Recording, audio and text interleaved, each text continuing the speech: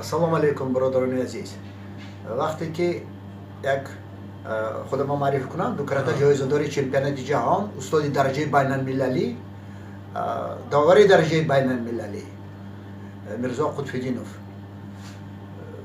من وقتی که یک سال پیش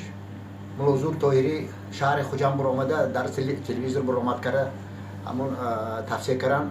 مسئله همون сода чайне сода ва ҳамин бовар кунед агар ҳамин ман хона рафтаму барои профилактика ҳамин худам байкунанда гузарондам ҳамин бовар кунед ҳамин худам насис кардам камтар шамол киштаг будам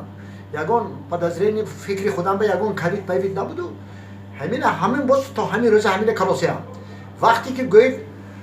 бозор ба бурам чайне сода грамм гӯм як ду пачка ёру 200 грамм гӯм бозор ба нест гӯед магазино ба нест 3 сутка баъд чайни сода пайдо шуд бовар кунед аммо ман мегӯям ки раҳмат ҳамин мулозур тоҳирова ки барои халқаш барои ватанаш ҷонфидогӣ мекунад ба фикри ман